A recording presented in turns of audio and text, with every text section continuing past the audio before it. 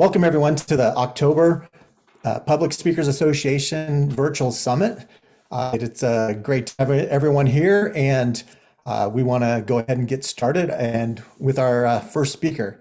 So I would like to introduce you to Lila Veronica.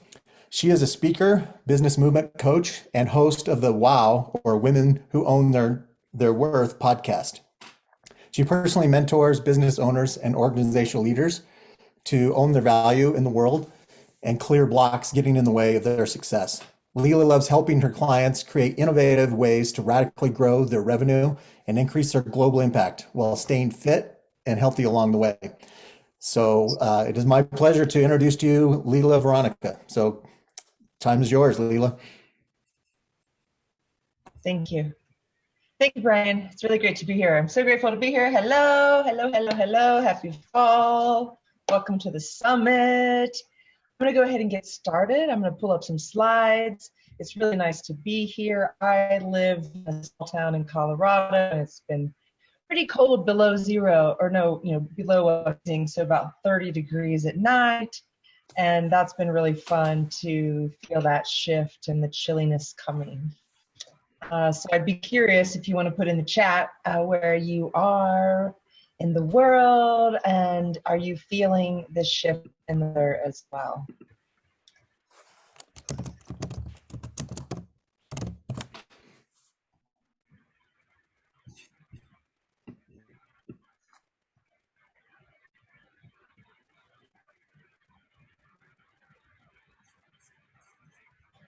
And before I do this, let's just go ahead and look. Utah, I bet you're feeling a little bit of evening, nighttime coolness, yeah? Yes. Yeah. Right, cool. I love that. I love the seasons. I love that feeling of, our bodies, in our businesses, and you feel that kind of back to school season, going inside. Maybe you're doing a little more computer work, or maybe you're eating a little more snacks. Everybody's a little bit different about what they do. But when it starts to get a little bit cooler, often we'll do, different things. I often feel like kind of vacation summer's over. It's, back to school season, and then you also plan for holidays and next year, and, really being in that season right now. And I think it's really cool to talk about, because what I'm going to talk about today is, really embodying the value that you offer. And when we're inside more in the winter, the fall, the winter, some of us inside more, you can start to feel yourself more and start to think about, where do I want to be? How do I want to feel? And a lot of people, that New Year's resolution's coming, they'll want to start to take care of themselves even more. So this is the perfect time really to be talking about this right now, as you're looking at your vision for the next, for the end of the year, last quarter, and also for the next year. Okay, so how do we embody the value that we offer? That's really what I wanted to, deep dive on today, and say the reason why is because you are ready to reach another level. You're ready to reach another level in your business, in your life, in your health, and you don't want to make it so hard. If you're here today, you're probably a high achiever because you're here. Not everybody would be here, so thank you for being here. I want you to be able to be a high achiever and yet not do it, and not wear yourself out. First of all, thank you to Brian and to everybody here and to the Public Speakers Association, because some of my favorite people to hang out with and to work with are speakers, because they're really fun. Number one, they are willing to use their voice to help people. Number two, and they're usually pretty bold in the way that they show up in the world. And that's also really fun for me. They're innovators, forward thinkers, change makers. And so I really love being a speaker and being part of speakers groups like this. And so I just want to say thank you for showing up today, showing up in the world like you do, because it's really fun for me to have colleagues like you and to be also working with people like you.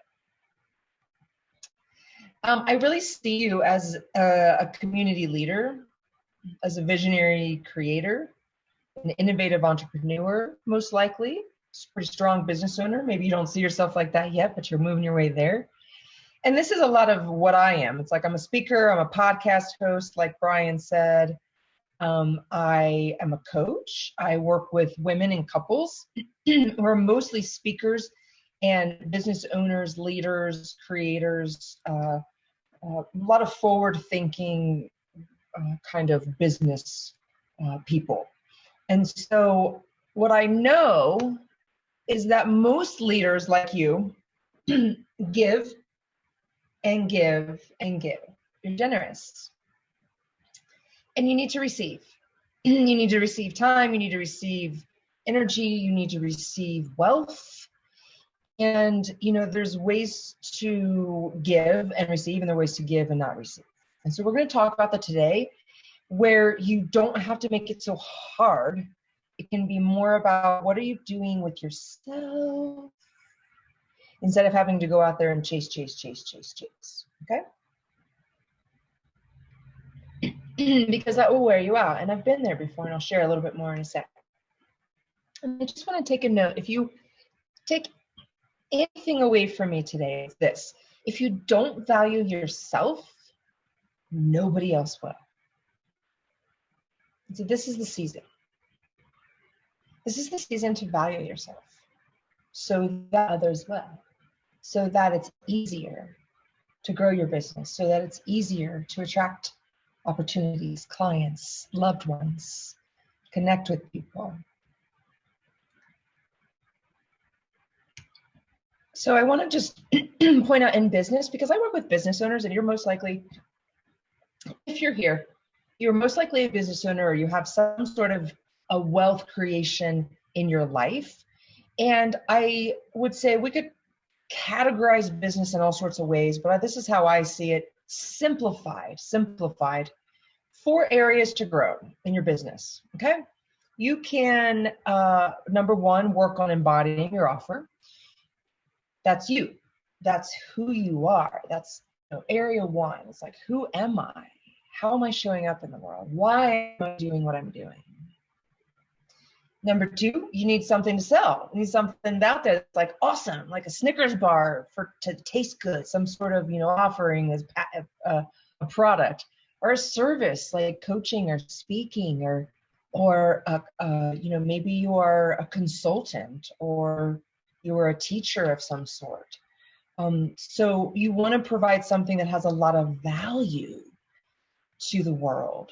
And whether it's a service or a product, a lot of people will focus on this a lot in the beginning of their business. And so if you already have that, high five. If you need help, we can chat. You can learn from lots of people. Keep going. You'll find something that is high value. And what I would say is stick with the high value offers. The next area is you need to learn sales. You need to learn how to, invite people in to work with you, to buy from you, to experience what you've created. And what this does, it really showcases the value you offer. And sales is really a psychological journey. And so if you don't have a sales system, I have one. Lots of people have them. Google it, YouTube, work with me. I don't care what you do, but you need a sales system. And then the last part, which a lot of people focus on, sometimes prematurely, because it's area 4. If you haven't focused on your embodiment, which we're going to talk about in a minute, I think this is the piece where most people are missing. It's you. It's how do you feel? How is your body? What's going on with you and the way you're moving through the world? What are you offering? If you have that already, yay, hooray. If you're not, you can get it figured out. It's okay. Sales system. Once you find one that works, just stick with it and do it over and over. You're golden. Marketing, I like to say like the Brady Bunch. Marsha. It's marketing. Yes, marketing is important. Messaging is important. And you want to connect with your ideal people, and you want to really be, the best wordsmith of your craft. And yet, if you don't have areas 1, 2, and 3, number 4 won't work. It doesn't matter. And so let's go ahead, and I'm just going to assume that everybody here is, has help or will get help with number 2, 3, and 4, and I'm going to focus on number 1 today. Because number 1 is an area where a lot of people don't focus on, you're not going to see as much on, and I have like a really strong system that I'll teach you, and I also have, training and all of this, but this is everything, and this isn't just from me saying this. This is all of the wisdom teachers, Napoleon Hill, Think and Grow Rich. This is the piece that's missing for most people when it comes to manifestation, for really getting where you want to go in life. And we're going to talk business today, but this could be applied to your health, your relationships, or anything. So let me just tell you a little bit about why I do what I do, is that I found myself 2 years after I decided to start a business working 5 jobs. One of them, I was packing panties in a warehouse for a young woman who had started a panty membership program where you pay $7 a month and you get 2 panties a month. So I'm sitting there packing panties, 2 panties in a box. Off it goes. Boom. 2 panties in a box. Off it goes. 2 panties in a box. Off it goes. And at the time, I had already been through a bachelor's, a master's, a PhD. I'd working, for years in consulting. I had spent my first 15 years of my career working on environmental science, environmental policy issues. I had worked state, local, federal, private NGOs. I had done all sorts of projects. I had been, working as a scientist for years and years and years, even as a youngster. And so I wasn't,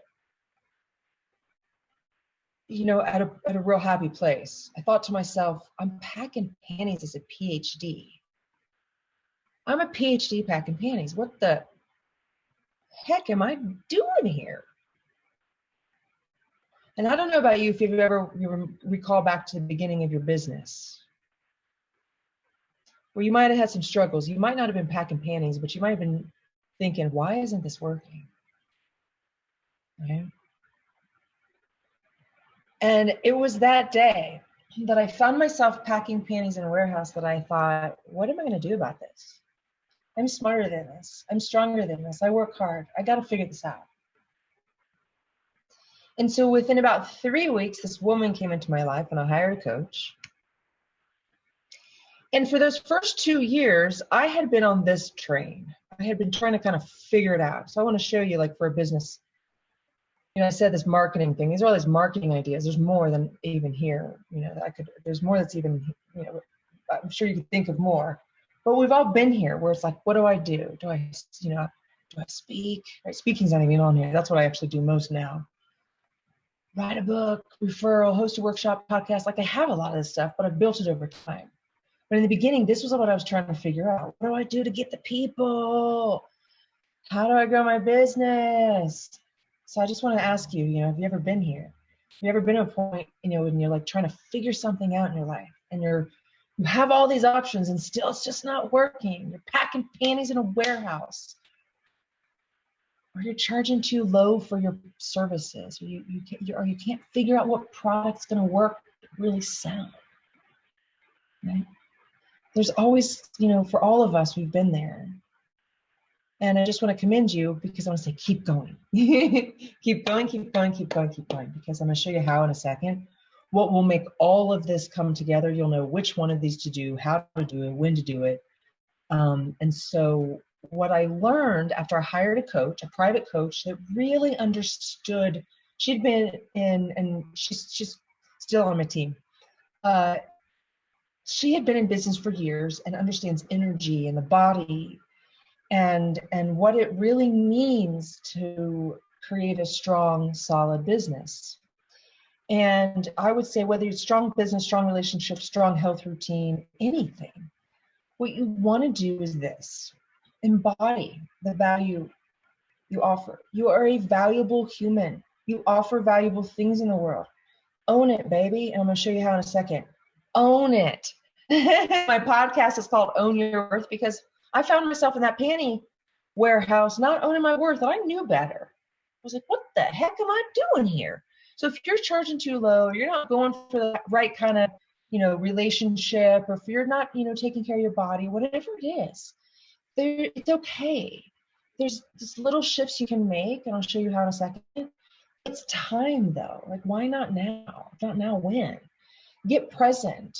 Really feel your body. Feel what's going on, how you feel. Because once you know how you feel now, you can shift it into another way, like that, in a second. Breathing really gets you into the flow. It shows you how your mind is going. It gets you out of your mind and into your body.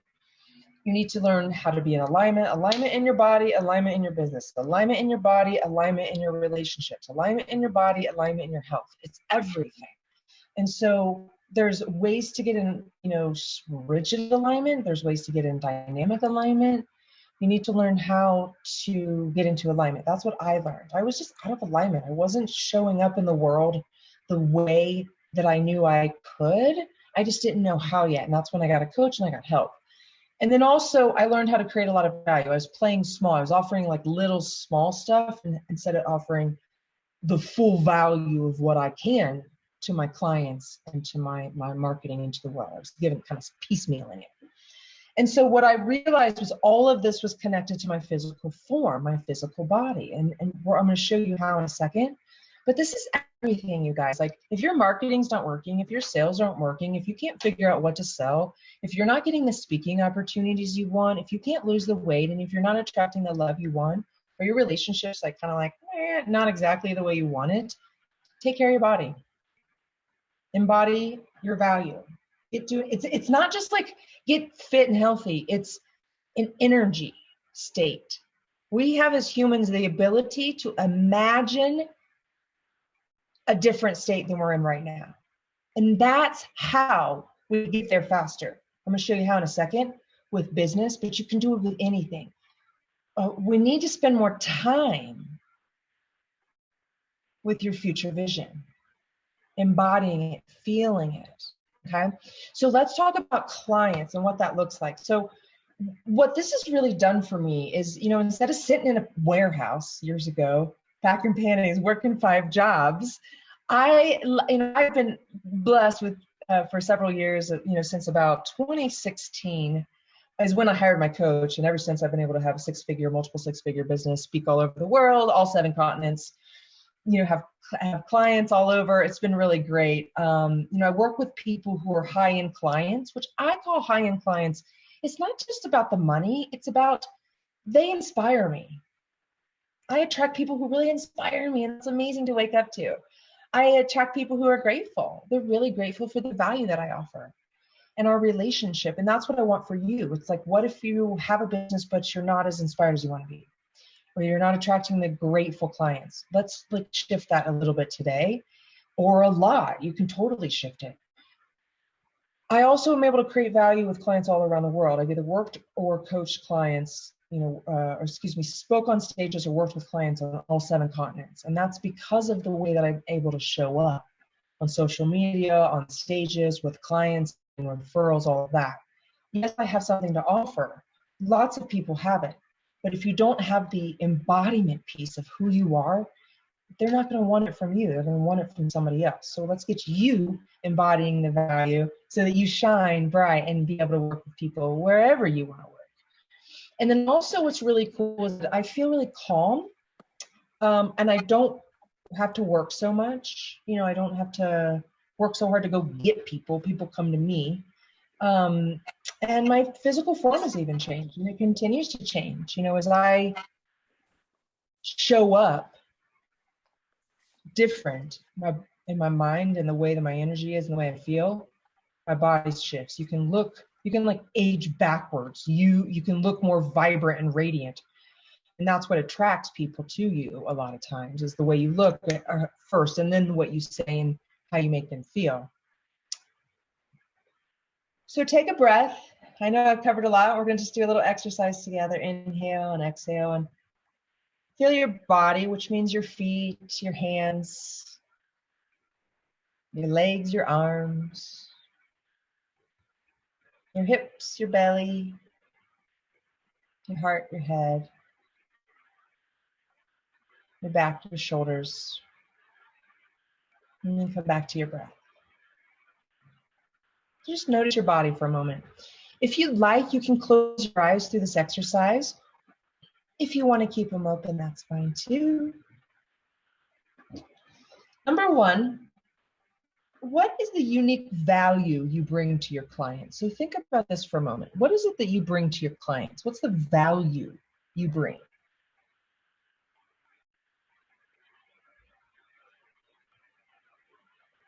For example, I help my clients own their worth so that they make more money with ease and stay healthy, along the way. So what is it that you do that's unique? My idea is to have people own their worth but not wear themselves out. I can't stand that. So what is a special sauce that you bring? Number two, what do your clients experience when they buy from you? So you know your special sauce. What is it that they experience?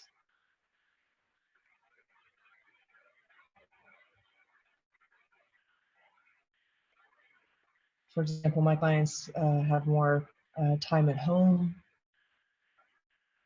They usually control more.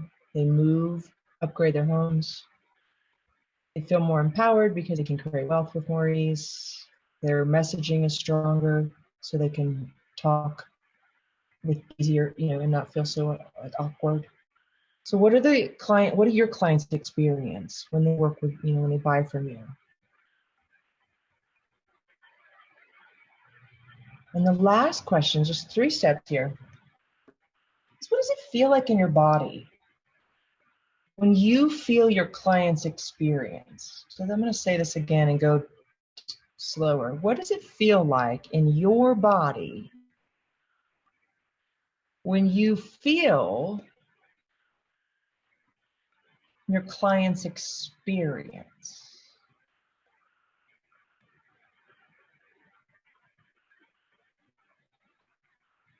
So when I feel my client's experience, it's lightness. There's a sense of grounded excitement. There's a sense of open-minded creativity, options open, kind of the blinders come off. So what does it feel like in your body when you feel what your clients feel when they experience working with you, buying from you,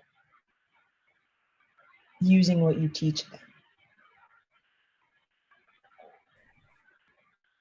And go ahead if you want, if you have a moment, go ahead and put that in the chat. And I'm going to tap into it in just a second, or we'll come out and I'm going to ask you guys some questions and have you guys share in a second. But I just want to wrap this up and as a reminder of these 3 steps, because this is really powerful. If you can align your energy state, your body, the way you feel to the results you're giving your clients, you're more likely to pull them in faster, and they can feel the value you offer faster. So, number 1, feel your body, breathe, feel all parts. Number 2, feel your client. What do they got going on when they work with you, when they buy from you? Number 3, feel your client feeling those results from working with you. So you feel your body, feel what it feels in your body as if you were the client getting the results. That's owning it. That's owning the energy, the power, the feeling state of the value you're offering in the world. It's really powerful. It's so simple. And yet when you walk through the world, you show up on camera, you show up in your written form, whatever it is, people will feel you differently. And so when you embody the value you offer, you get to work the same thing. Inspiring clients, create a lot of value, have these really amazing connections with people, like I just said. They'll love working with you because here's why. People love working with you if you're not in your head, but you're in your heart. Being the feeling state is how people want to work with you. They don't want to work with heady people anymore.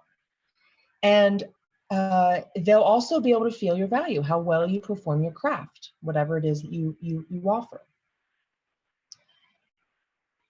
And so I just want to, same thing, ask you, what would be different? What would be different for you in your own life if you walk through the world owning it, feeling really in the depths of every cell of your body, the value that you're offering the world, the experience that you're giving somebody. So you're more in that future imagination state. What would be different? So I just want to once again thank, the Public Speakers Association and all speakers around the world, because they're change makers, voices of the world, people who are really sharing new ideas. And I think the Public Speakers Association is just a really great forum to be part of and to be sharing my ideas, because I really believe as we move forward in the world, there's a lot of problems and a lot of it's in the head. If we just get in the heart and the body more, we could come together and unite, and things could be easier. So if you want a little bit more time with me, always social media, I'm on there a lot. You can also schedule a session with me, speakwithlila.com. We can look at if you need help with this. There's things that get in the way, like some people told you in the past you weren't worth it, or something, comparisonitis, all of that. So we can chat, we can kind of figure out what's going on. And then also, if you want to do your own training, I have a system, to get yourself in alignment, like I mentioned earlier. The alignment piece is key. So if you want to look, there's 10 key areas of your body that I can show you that will get you in alignment so you have more energy and elevate your income as well. That's bodywithlila.com.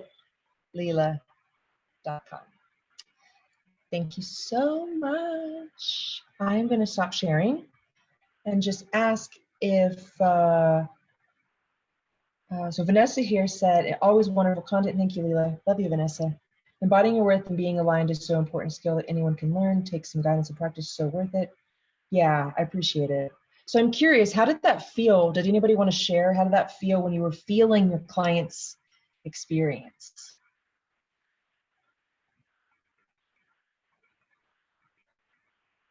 Doreen, were you nodding your head, honey? Did you want to share? Well, it gives you a sense of accomplishment and fulfillment when you know that the client is satisfied and you've done a good job and you've done what you were hired to do. So it gives you a sense of fulfillment. Yeah. Fulfillment. I love that. Yeah. So can I give you a piece of wisdom here?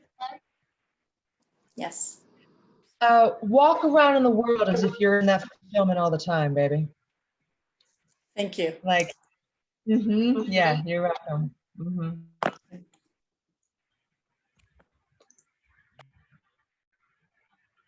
Anybody else want to share?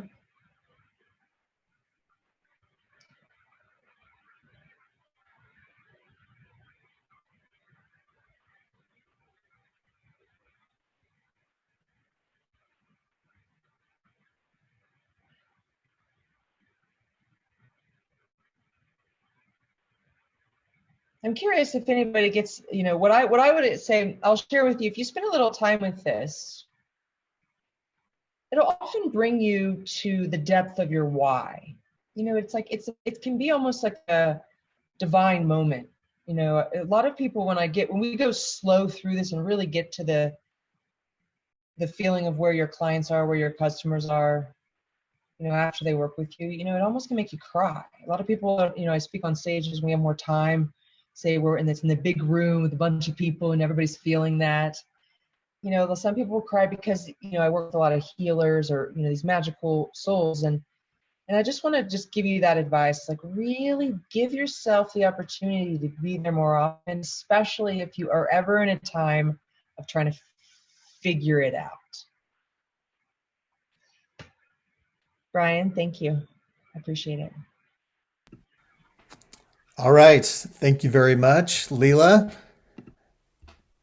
I don't know if anyone else has a quick question or anything for us.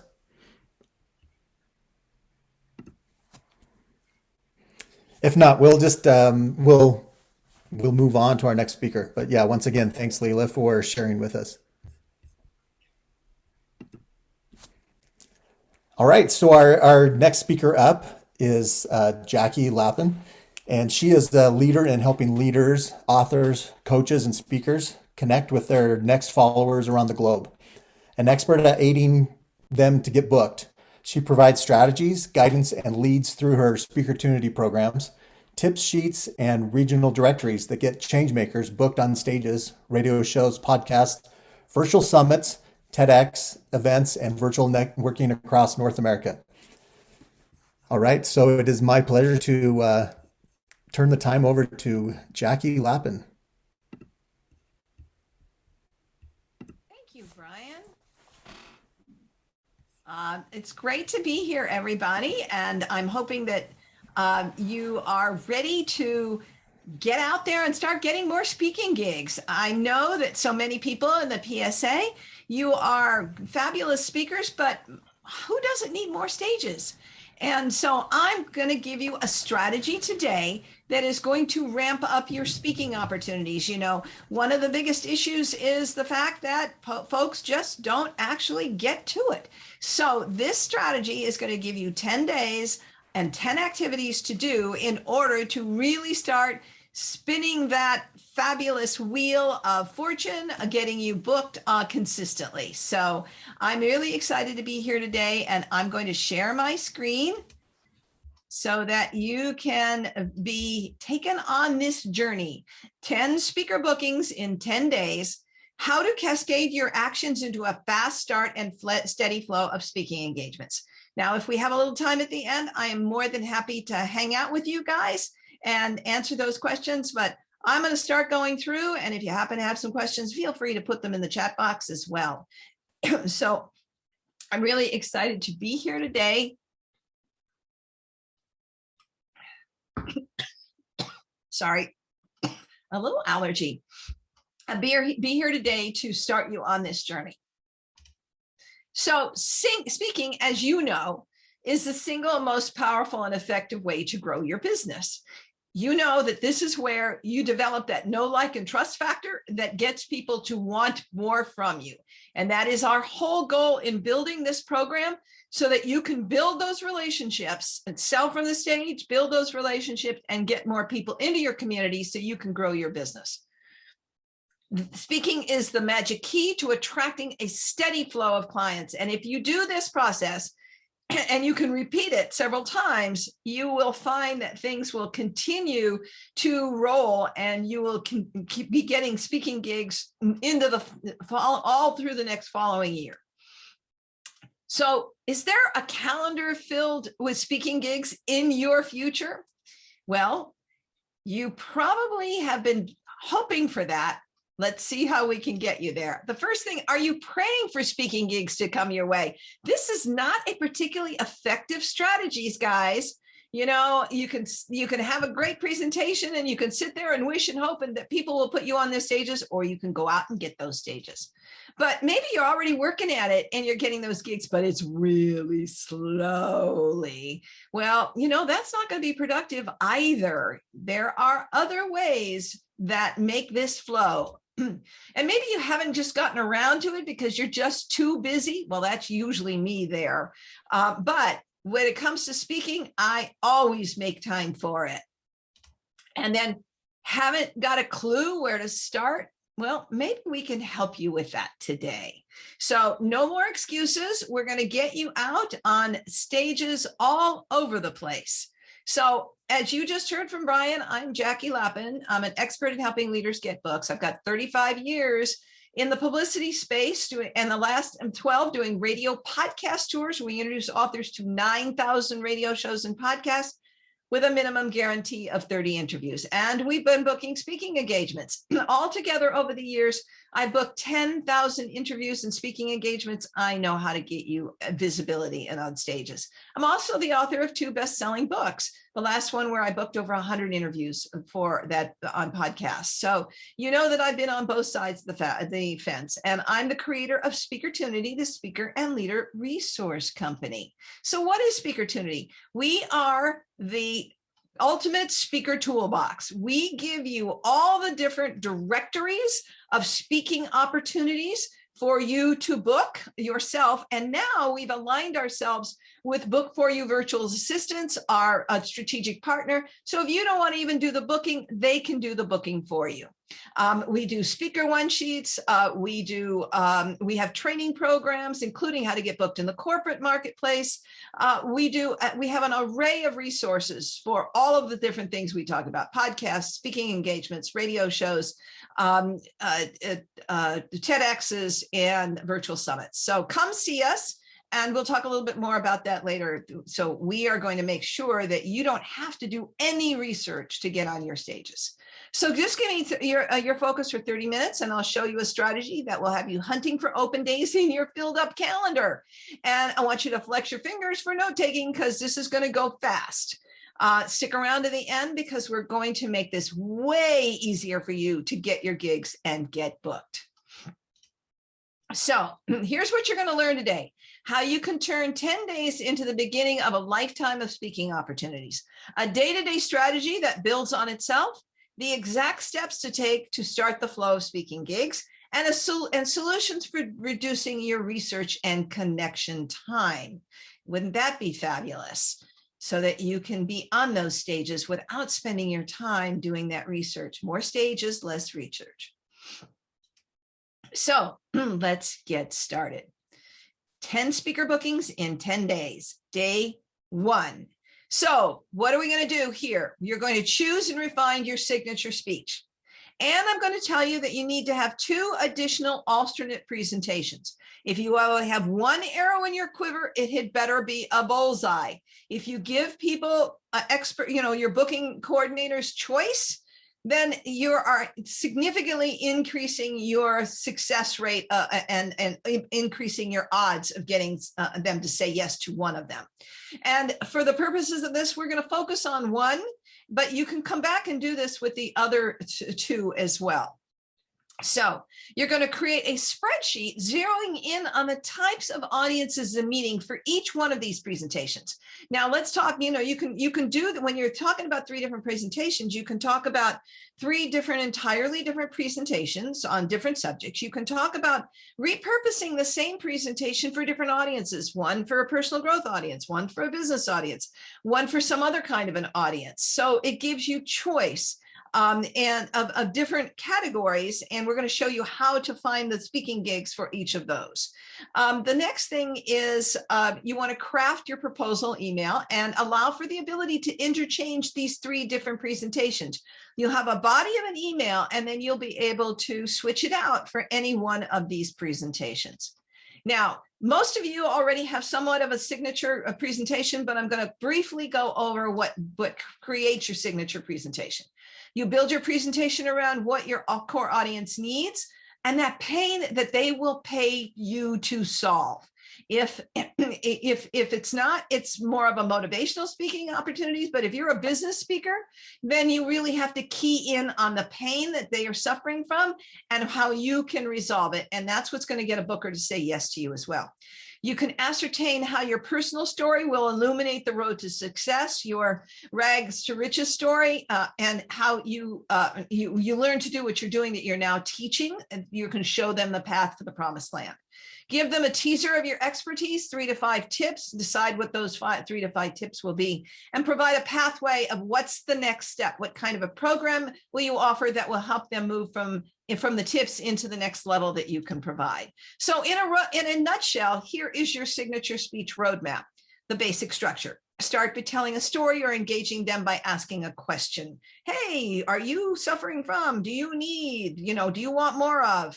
Offer your credentials. What makes you the expert that you are, that they want to listen to you? Define the problem so that they know that you are talking about them and what it is that they're suffering from. Explain what they will learn, just like I did with you on that slide a minute ago.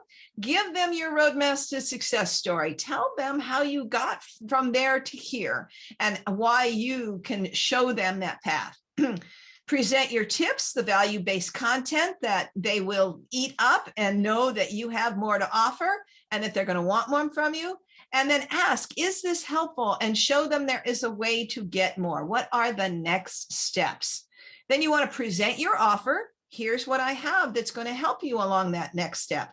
And then invite them. I know people hate the word sales. So you're looking to invite them to invest in their own success with you as their guide. And then you want to tell them how they can enroll. So now you've got your signature speech. Now let's look at how we're going to parcel out what are the different speaking opportunities you're going to go after. Now, this is set up for a woman who's got a program that reaches both personal growth, that the business segment, and she also wants to reach girls, for example, because it inspires them to achieve more. So for the personal growth list, you're going to go look for spiritual centers, women's service groups, health and wellness support groups, health and wellness meetups, church groups, holistic life centers. That's just a sampling. And I'm sure you can come up with lots of others, whatever your personal growth focus might be. And then the business focus would be women's business networking meetings, moms professionals, women's faith-based business meetings, women's associations, women's conferences, women's chambers of commerce. And then for the youth focus, she's going to be looking at YWCAs, National Girls Conferences, and Girls Club. You get the sense here how you can start planning your different avenues and where you're going to want to outreach for your 3 presentations. Okay, so now let's talk about the elements of a powerful proposal letter. So what goes into that proposal letter? Well, why you're the right person to help this audience overcome that problem that they're experiencing. That is the number one that you need to establish in that first paragraph or 2. And then other supporting information, whether you've authored a book, what your credentials are, what your achievements are, where you've spoken before, all the kinds of things that make that show how the expert that you are. Then a possible referral contact in common or a significant testimonial. I love common touch points where they recognize the person that you're offering a testimonial from, or they would recognize their title, or you can talk about the fact that you guys are in the same group, you have the same contacts, you've intersected in some other way. You wanted to make point of pointing that out because it shortcuts the how to get to know you, whether they know you, whether they care about you. And then where you might have spoken before, if that is impressive, you don't want to put in things that are less than the kind of group that you're going after. But if you've got places that you've spoken that would be perceived as higher in the food chain of speaking, or at least equal to it. So if you want to speak at corporate, then you put in corporate. If you want to speak at spiritual centers, you put in spiritual centers. If you want to put, speak at business meetings, you put in prominent business meetings or conferences. Video link, you want to establish your video link in here that's no more than 3 to 5 minutes. You don't want something that's going to overwhelm them. And then you want to add your speaker one sheet. And we're going to talk a little bit more about that in a minute. It's because you can't put it all in the proposal letter. It needs to be something that will flesh out what you can't put in the proposal letter. The proposal letter should only be a few minutes long. And then your call to action, request to get booked. How do you do that? And then thank you and your signature and contact. That's what's going to go into your proposal letter. And then keep it to no more than 7 or 8 paragraphs. Now let's talk about the speaker one sheet. This is a vital document. You're going to do this on day 2. And if you have to edit up your video, you can do that on day 2 too. Your speaker one sheet should have a bio of you speaking to the problem that you solved, a couple of testimonials, great testimonials on you, and then the 3 presentations on the back, all spelled out so that people have a choice. Now let's talk about day 3. This is where you get into the nitty gritty. This is where you start mining your existing connections for referrals. This is what people overlook all the time. They think about outside, but man, there are people and resources close to you that are going to start spinning off new speaking engagements for you. The first thing is ask friends, family, church, your social business memberships, all the people that you already know that are in your social circle. You'd be surprised and shocked to see how many people of them can connect you with potential speaking gigs. They all belong to stuff. Think in terms of asking them, and don't be embarrassed to do that. Then call your local convention and visitors bureaus for conferences coming to town. Most people love to book people that are in the city so they don't have to fly them in and pay those expenses. So reach out to the CVB. Most of those are booking anywhere up to 6 months to a year in advance and get the contacts and reach out to them. Then post your request for speaking ops on Facebook, LinkedIn, and Instagram. You'd be shocked at how many people are going to respond to you. I know somebody, here's somebody you can talk to. I belong to this group, etc. That's going to be a goldmine for you if you take advantage of it. Ask previous bookers to refer you to 3 people. people that have already booked you. They loved you. They will be happy to refer you to 3 other people. So take advantage of the people already in your circle. Set up call for speaker alerts on Google, and check up on Google, Twitter, and LinkedIn for calls for speakers, and you will start getting those as well. Then ask colleagues who are speakers for suggestions or referrals. Speakers know speaking opportunities, and as long as you're not taking one out of their pocket that they've already done, then they'll be happy to refer you to people so that you can take all the future ones, because so many of these events are evergreen and they reoccur, and they're always looking for speakers. That's a great resource. And then ask your mastermind members or fellow people in your coaching programs. They all have different contacts that they can refer you, because they're all looking to market themselves, so they know those stages that are available to you. And then contact your local chamber of commerce for suggestions. Not only can you potentially get booked there, but they know everybody else in town. Ooh, this corporation takes speakers, or this organization takes speakers. This civic group takes speakers. This charitable organization does an annual, they're going to be able to put you on to all kinds of stuff. So take advantage of all of those. Day 4, what do? You start sending emails to all these fantastic people that you've been directed to. You've been building a list off of your day 3 work. You're now starting to send on day 4. Get those emails out and start collecting. The next thing is you want to focus locally. Now, your local market is really, a perfect opportunity to pick up the low-hanging fruit, because locals love to book locals. And if you're trying to grow a business where you can see people face-to-face, this is especially good. But remember, everything has gone virtual today. So you can take advantage of, local, either virtually or online. So you can go to Google and search by putting in what kind of a meeting you want, and then your marketplace. So business networking, women's business meetings, health and wellness support groups, whatever it wants to do, you want to do, you can find it easily by matching it to your marketplace. Meetup is a great resource, because you can actually have Meetup send you meetings that are starting up in your marketplace.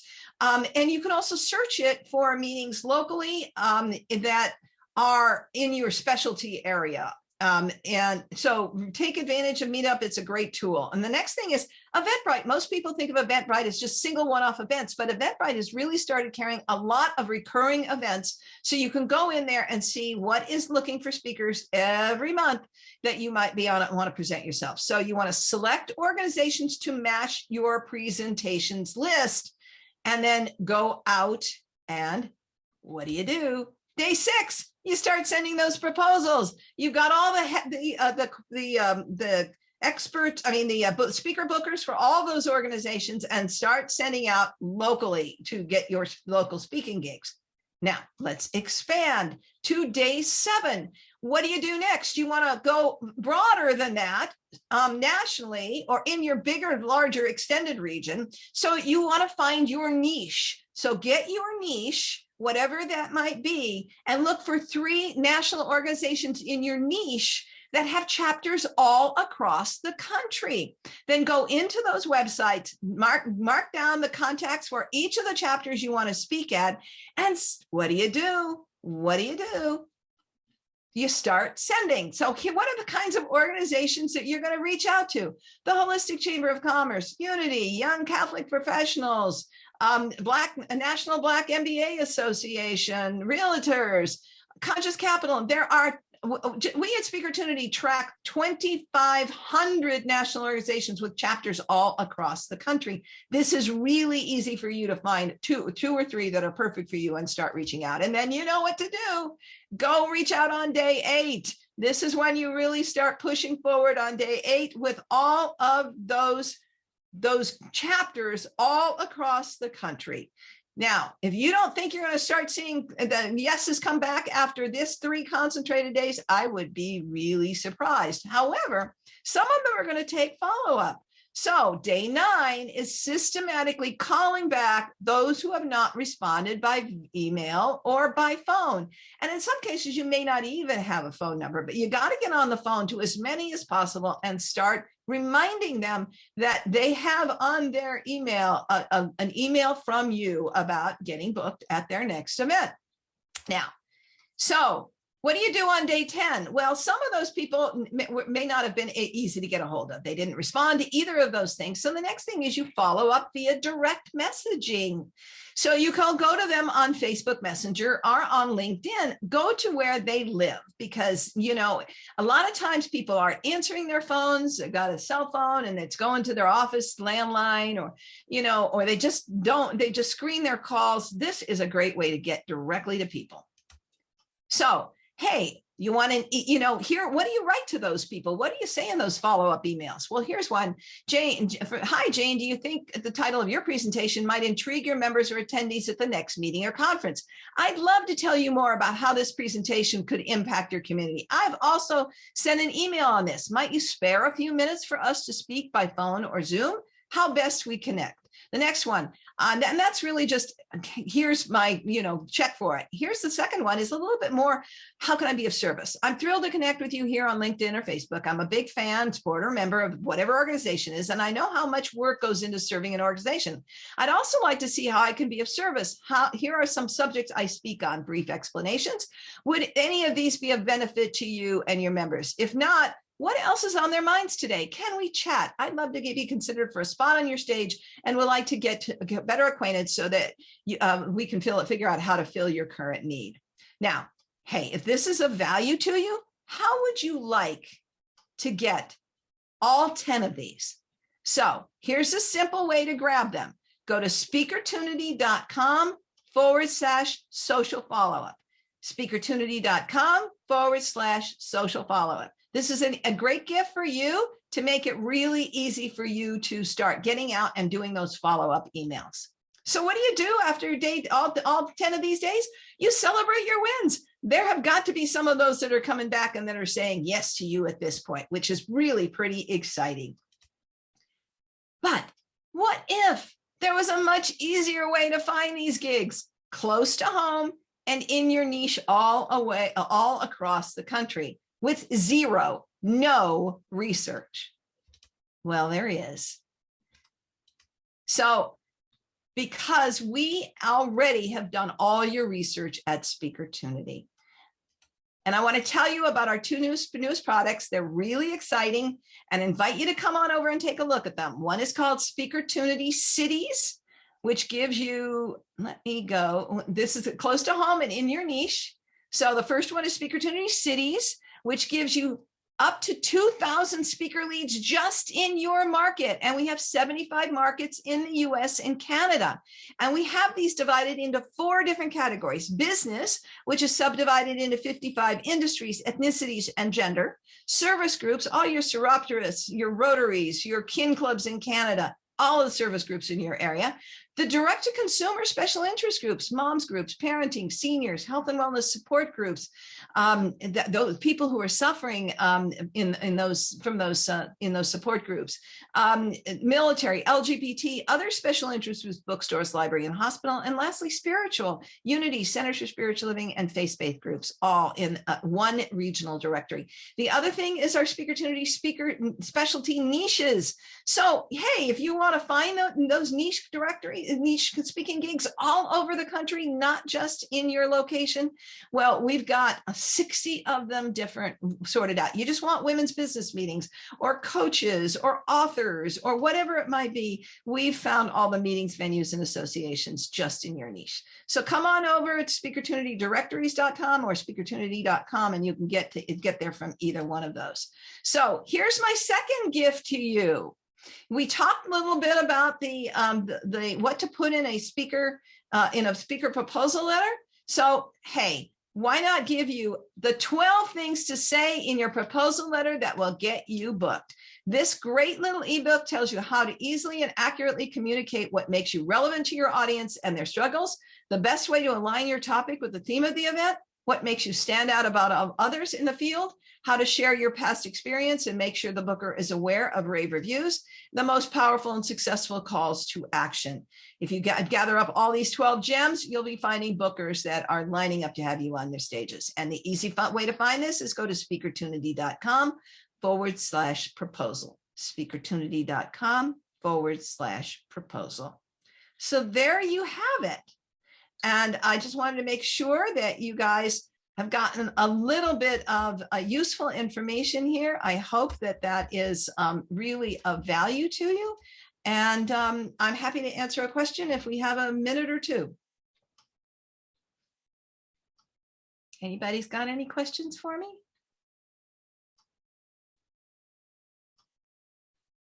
Oh. So, Brian, this was great fun. I love doing this. I love being a member of the PSA. And I just invite people, if you're looking to get on more stages, we are always here to support you. Peruse speakertunity.com. Tell your friends about us. You got questions? We have a bot on the on every page. You can always reach out to me at Jackie at speakertunity.com or to my colleague Kelly. So in fact, I can briefly put that screen up on one more with all of our contact information. So there you go. So if you want to reach us, that's the simple and the best way to reach out to us. So however we can be of service, getting you on more stages faster and more easily, we would love to do that.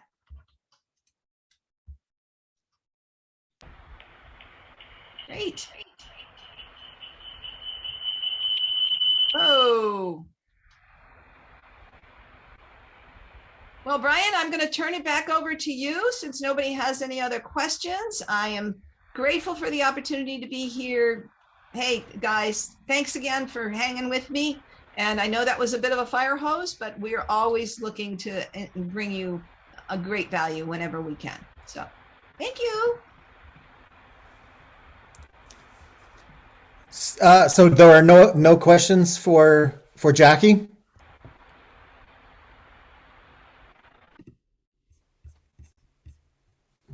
All right, I had to mute someone that we had some background noise. All right, well, yeah, we have a few minutes, but I guess we could go ahead and start with our sub speaker, if that's okay. All right, yeah, so we'll go ahead and make a transition here.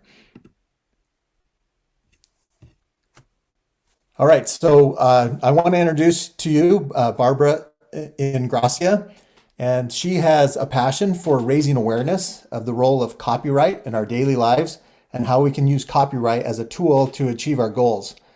We are all consumers and creators of copyright. Sorry, I lost my place. Creators of copyright protected works, and understanding some copyright basics can help us achieve our goals and avoid unpleasant surprises. All right, so it's my pleasure to introduce you to Barbara, and we'll turn the time over to her. Well, thank you, Brian, and thank you, everyone, for being here today. I am Barbara Ingrassia, and I do have a passion for raising awareness about copyright in the digital age. Many people think, oh, it's floating around out there, so it must be free to use. Well, we got to set that straight. And content theft is running rampant. And speakers have a little extra special issue. So let's plunge in here.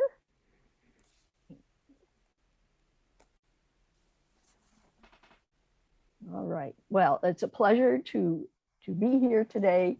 Thank you to the PSA. I've been a member for a long time, and it's such a great organization. Today, we want to talk about your gold mine. Yes, you have a gold mine. You say, where's my gold mine? It's back here in the closet, or where is it? Well, if you have a website, you have a gold mine, and you can see the kinds of things that you have in your gold mine that you have created. You might not realize that it's a gold mine, but it's your intellectual property. It's valuable, and that's why I call it a gold mine. So as Brian said, I've been passionate about raising awareness about copyright. I think that copyright literacy is a 21st century life skill. Think about it. We grew up thinking about copyright, perhaps, depending on how old we are, but it's risen to the surface again in the digital age because it's so easy to search, copy, paste, and steal.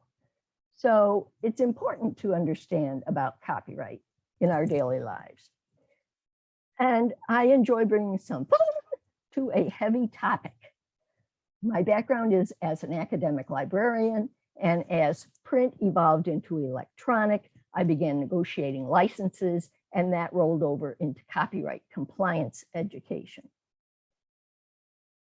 Well, and with our businesses and our gold mines, we project that our income will increase, that business will grow, all will be good. That's our goal. And we have a passion for what we do, and it's wonderful when that passion can be profitable. But there are people out there who value what you do. You know, you want people to come to your website. It's the hub of your business. You're sending people there from all of your other channels so that they'll get on your email list, so that they are your people, so that if Facebook or Instagram or any of those go down, you have your list. And so you want to be found.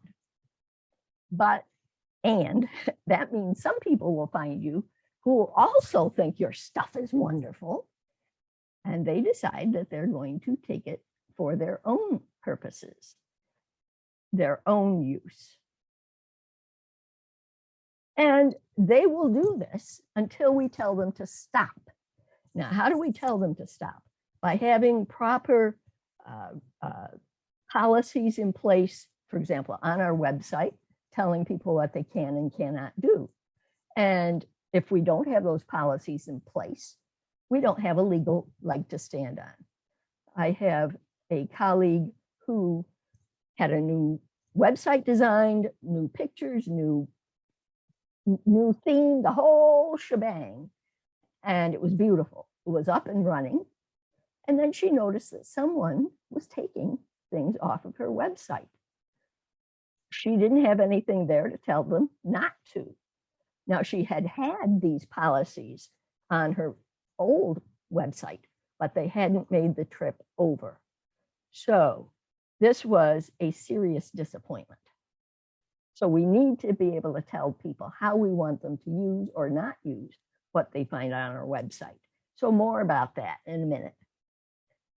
So you discover my content's been stolen, you're pulling your hair out. You say, what do I do now? My dreams, my goals, are they going off the track? What do I do now?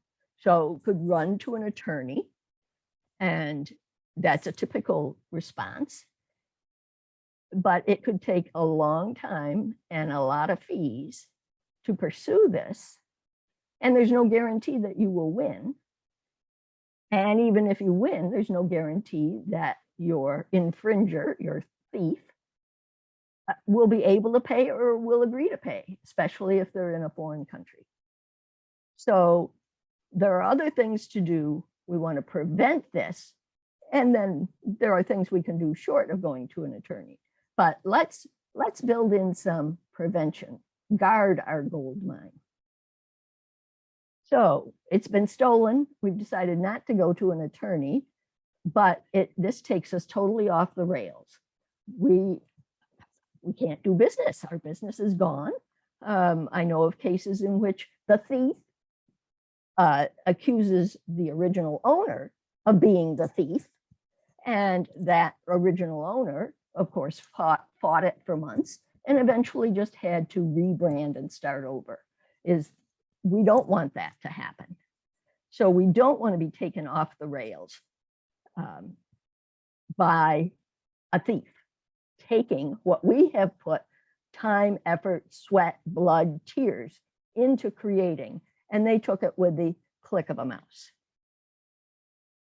So now, instead of our arrow going up, we're worried about our arrow going down. What's going to happen to our livelihood? Am I losing my business that I've invested so much in? So this is a real worry. How did this happen? How did this thievery happen? Well, first of all, there are government regulations and best practices to put on a website that will tell people what they can and cannot do with the content that they find there. Many people don't realize that there are regulations, but saying, I didn't know, doesn't fly. It doesn't buy anything more than a little sympathy. So, all right, not knowing that there are regulations and best practices, especially privacy policies, and not checking on our web designer, what they're doing. Now, in the case I mentioned earlier, she thought that her policies would make the trip to the new website, but they didn't. And when she mentioned it to the website designer, he or she said, that's not my responsibility. There are no cookie cutter policies. Everything is different. It depends on your business. So I'm not creating policies for you. Now, the fact that those policies didn't make it over, yeah, well, that puts it in a little different light. But we are responsible for what's on our website. And then thinking that we are too small to be found. We talked earlier about the importance of being found as a business, but then thinking that we're too small or insignificant for a thief to come after us. So it's that dichotomy. We want to be found by the right people, but we don't want to be found by the wrong people. And then we have to think about also what is on our site.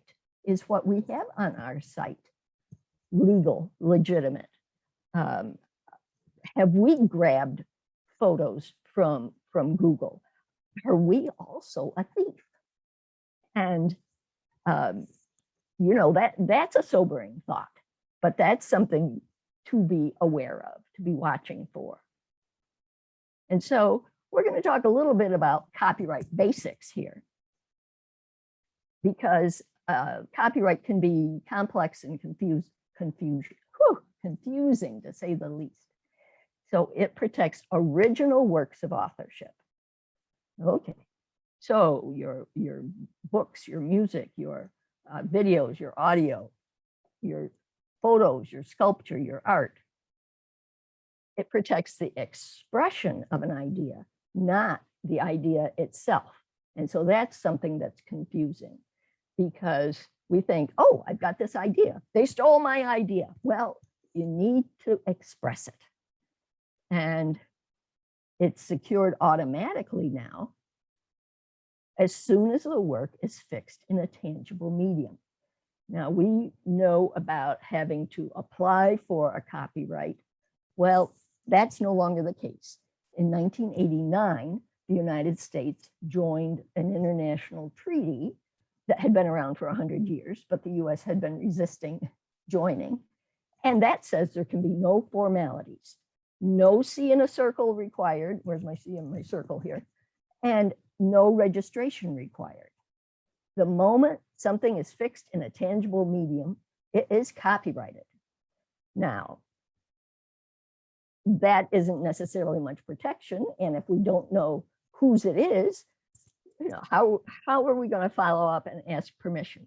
But as soon as the work is fixed in a tangible medium, and those include print, video, audio, a hard drive, the cloud, and these tangible media are going to be important for us to consider as speakers.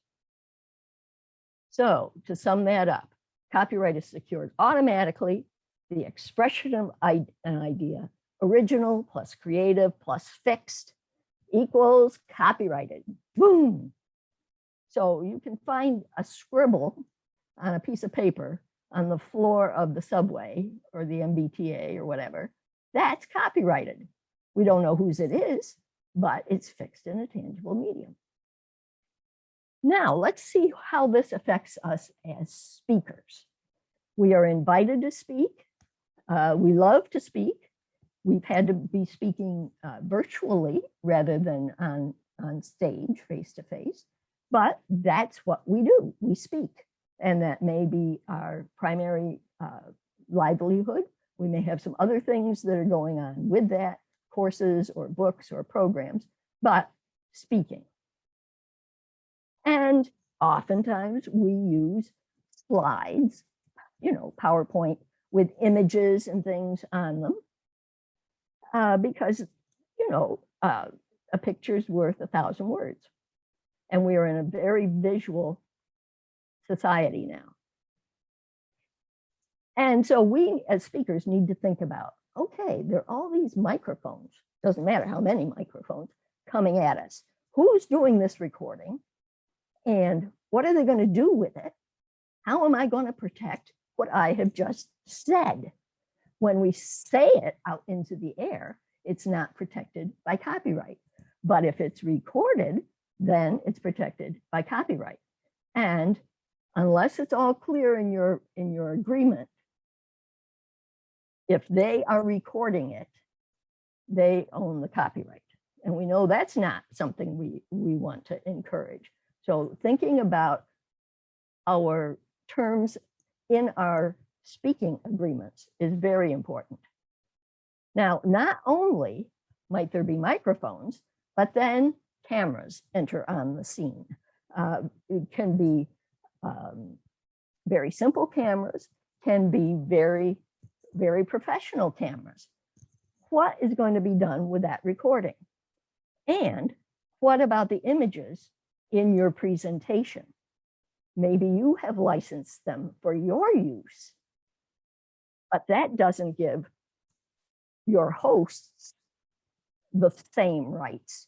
So you have to be very careful with what images are there, what agreements you make,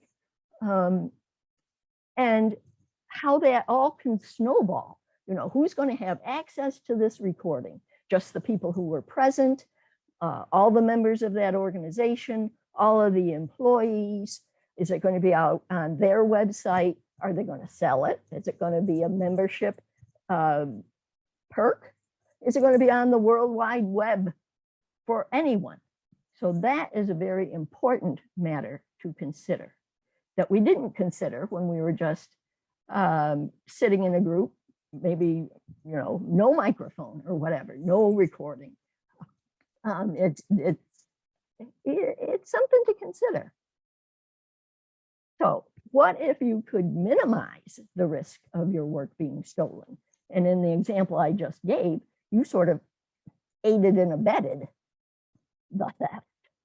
And so minimizing that risk of your work being stolen, whether it's speaking, whether it's your website, your programs, whatever it is, your original work, your intellectual property, your gold mine. And so what if there were low cost and no cost measures that you could do to reduce that risk? Now, if somebody wants to take something, they will find a way. But with policies in place, for example, privacy policies, terms and conditions, disclaimers, and some of the things I'm going to mention here, the potential thief will look and say, whoa, this person's got their act together. I'm not going to mess with them. I'll move on and bother someone who's not as protected. So you can't eliminate it, but you certainly can minimize the risk and the anguish that comes with that, the cost, the going off the rails, that whole thing. So what are you going to do about this? You could just go on the way you are and hope and pray that nobody takes your stuff, and hope and pray that your stuff is all legal. Or you can choose to take some action and have your website reviewed, That's one of the things I do. Looking for those legal things behind the scenes and the images and whatnot. That's your public presence, and installing some simple and inexpensive protective measures, guards, so that you can feel secure and safe and protected, have peace of mind. You're not looking over your shoulder all the time, worrying about what's happening. So what if I could save you time and money, both of which we saw in the beginning, you're going to lose if this happens, when this happens. With the growth of the technology, it's more of a matter of when some of your content will be taken. Maybe a blog post, maybe your whole website. I know of a case in which the whole website was taken, including the about page. I also heard recently of a story of a website that was taken, and the emphasis of the thief was entirely different from the original owner. And, you know, they even put in a new picture. And so it was obvious that they had done this intentionally. You want to get back to being able to speak without concern and creating without concern. So your talk, you know, it's going out in the air here. How can you protect it? We talked about tangible media, to fix it in tangible media. And you say, well, if I'm just talking, you know, where's it going? So fix your presentation in a tangible medium. That could mean writing it out. It could mean pre-recording it. Not that you would be delivering it exactly the same way, but just establishing that you have the rights to that. And of course, you can go a little bit farther. Well, we'll talk about that in a minute. So this woman is speaking and she's got a microphone and maybe she's being recorded, but she is speaking from a fixed script. Now, maybe that's not the fun thing to do, but I just show that to you as an option. Now, the C in the circle, remember, is no longer required. So it's best to assume that something is copyright protected if you're going to want to use something. Assume something is copyright protected until you can determine otherwise. But also put a copyright notice on your work, wherever. Copyright the year, your name or your business name. And then oftentimes you'll see all rights reserved. Having that on every screen, every handout, maybe even speaking it during your presentation, helps to solidify that.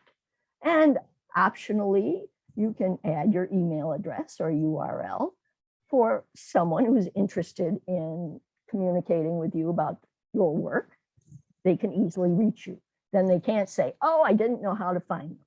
And we've got the C in a circle on there. Oh, I didn't know this was copyrighted. You can go, of course, one step farther and register with the US Copyright Office. And that really establishes your ownership and is required should you have to go to court to sue an infringer, which I hope never happens.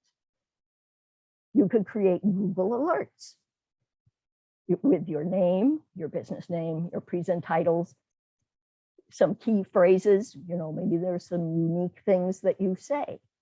And a Google alert then will alert you when any of these appear on the web.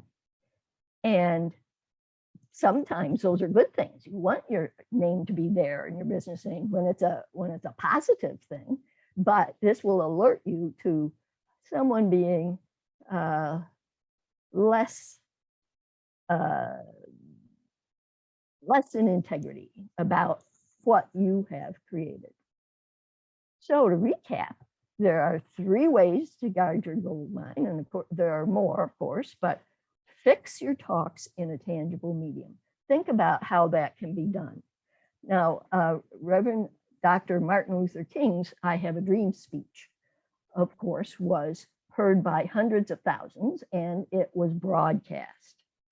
In order to protect that, he quickly got a copyright on the speech. Now, this was, before the current copyright law, before the Copyright Office was deluged. So he was able to get a copyright very quickly.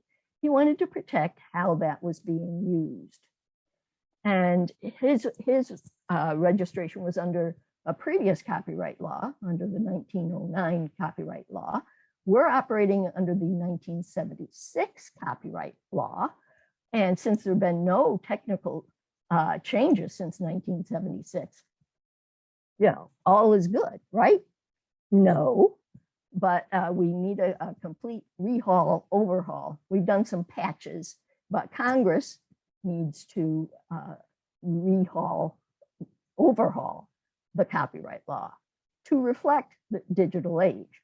Right now, courts have to just go with that 1976 law as best they can. So judges are interpreting as often they do, but that's becoming precedent and almost law. And they're not too happy about having to do that. Now, add a copyright notice to all your original works, consider registering with the US Copyright Office, create Google Alerts. But there's more that you can do. And in order to have confidence and peace of mind that you've taken all reasonable steps to reduce the risk of content theft. And that is to participate in one of my Guard Your Gold Mine programs. I have a 6-week course. And I also do website compliance review VIP sessions. So that if you don't want to learn all the whys and wherefores and you want it fast, that is a good option.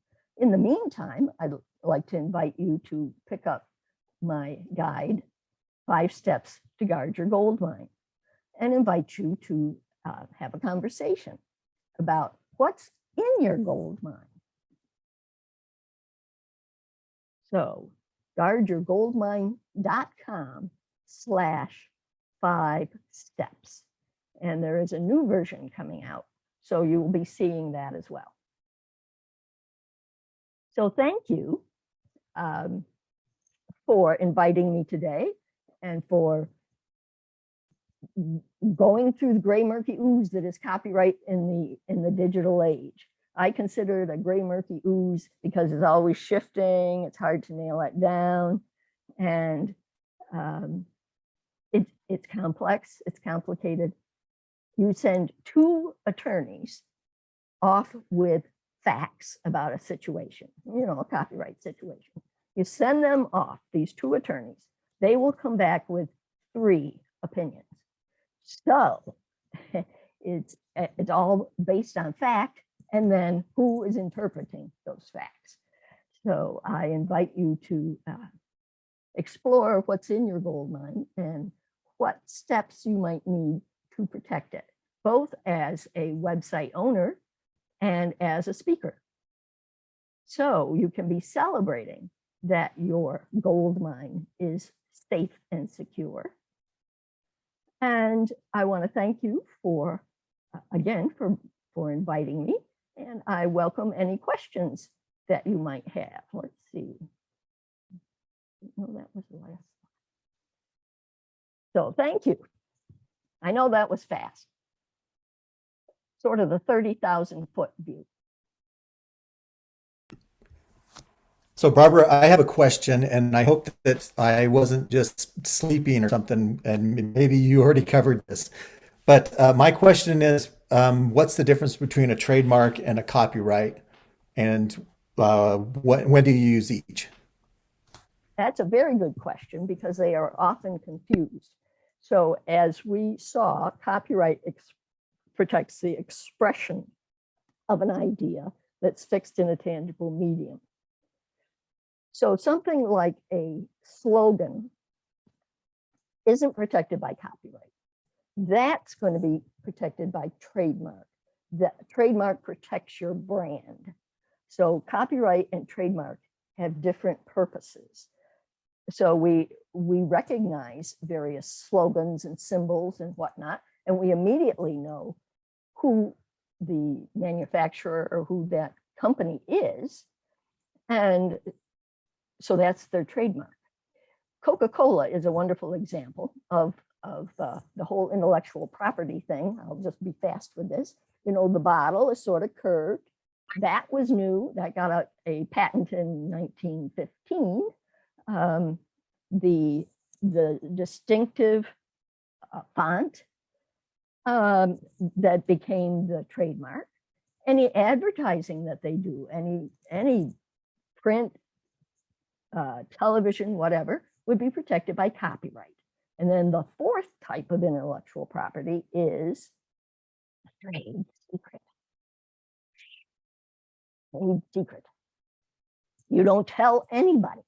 Now, in Coca-Cola's case, the exact recipe, and Coca-Cola started in the 1880s, the exact recipe is not known by any one person.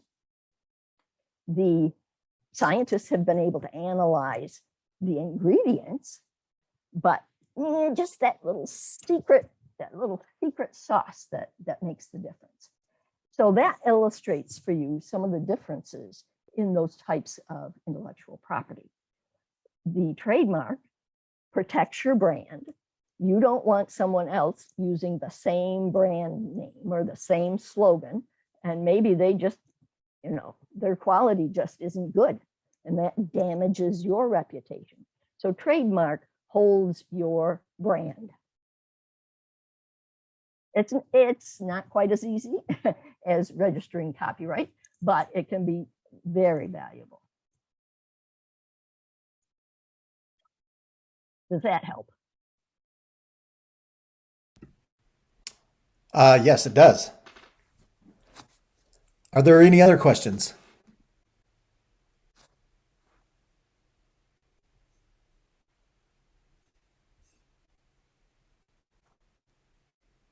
I don't know about you guys, but I hate silence. So someone speak up, or we'll move on to our next speaker if he's ready. I have a question. My question, Barb, is, and I know that's something you are going to cover in my PowerPoint course, to give speakers an idea of how to properly give credit for those photos that they're using.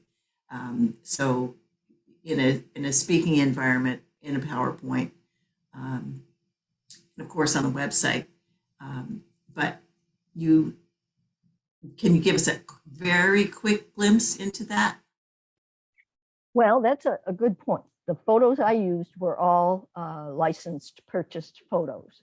So, and I learned that I don't have to credit them, except if I'm using them for editorial purposes. And that's why in the newspaper, you see pictures and such, usually Getty. And so that's an editorial purpose. Otherwise, you don't have to attribute. If you're using something that's so-called free or Creative Commons license, you do need to credit, especially Creative Commons. And there are formats for that. But yes, the whole thing about where you find your images is a delicate subject. So you don't want to be receiving a letter in the mail from an attorney who's not your attorney saying that you have infringed on someone's copyright. And oftentimes the layperson is introduced to copyright in the digital age via that letter. They did a Google search, they grabbed what they liked, and it was an all rights reserved. So thank you for asking, Barbara. Mm-hmm. Thank you.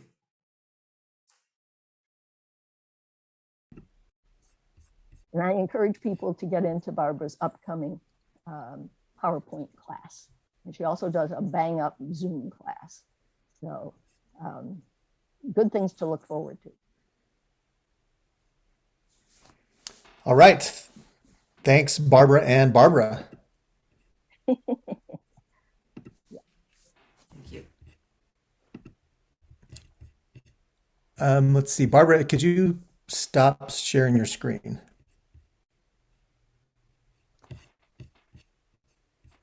All right. Okay. So we're ready to go to our next speaker. Curtis Banks is an award-winning author, speaker, investor, and business consultant. He is a certified mentor, coach, and mastermind facilitator. Curtis holds a master's in MIS and completed the Wharton's Executive Finance Program. He has extensive experience in real estate and stock investing. Curtis has managed and sold multiple businesses over the last 25 years and specializes in strategies for personal finances and businesses of all sizes. He focuses on creating clear financial goals and reducing stress. Curtis is very passionate about building generational wealth for his family and his clients. All right, so we'll turn the time now to Curtis. Wow. Thank you, Brian.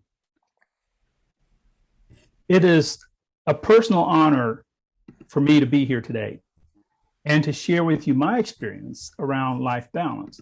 Now, I know that my primary focus has been around how to be a better money manager and being a better steward of your money so that you can get out of debt, build wealth, and achieve financial freedom. What is really interesting that I've learned over the years is how important life balance is, and that this subject of money is a subject within life balance, not the other way around. So today I'm sharing with you my journey with life balance, what's happening out in the workplace and around the world when it comes to life balance, and why so many people aren't achieving it. Today, I'm sharing with you some insights that can change your life. Stick around through the end of the session today, and I'm going to share with you some more in-depth and the tools and strategies that I use. My intent is to make them available to you.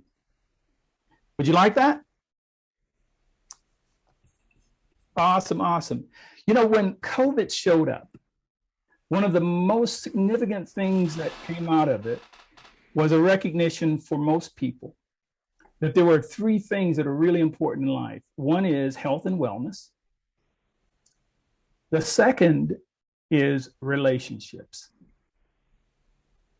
And the third is your personal economy. Those three things to me stood out significantly during COVID. And I'll give you a little bit more insight on it. The health and wellness, that's what COVID was all about.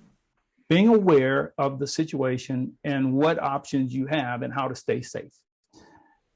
The second is relationships. You know, the big cry of everyone had, the message was, let's get back to normal. Getting back to normal really meant being able to be around people again. I mean, that was a major interpretation by a lot of people, being able to get back out, having dinner, going to events, being at families, being around your family. That was the second thing that people missed the most. The third that showed up was around personal economy. Now, I use the word personal economy because I know there's a broader economy, and then there is state and local economy, but the most important economy is the one that's in your house, your home, your personal economy. Well, what happened during COVID is a lot of people lost their jobs. A lot of people lost their income sources. So those three stood out for me, and I began to put some content together to help people to overcome these three challenges. And I personally, because I had this content, I did really well during COVID. I still had the longing for being able to be around people, of course, but We all had that. But your ability to navigate tough times like this has a huge impact on your life balance. So let's talk a little bit more about life balance. Here's what a lot of people are seeing today. They're carrying this big rock and they don't know how to get rid of it. It's like it's strapped to them. And it's showing up in many ways. One, let me ask you, is your load getting heavier day by day? Are you taking on more responsibility and having more to do every day? Are you feeling stressed? And are you ready for some relief? Who's ready for some relief? Right? Yes. You know, this comes at us from all kinds of angles. If you had a promotion recently, you're taking on more responsibility on your job, which is more work, more stress potential.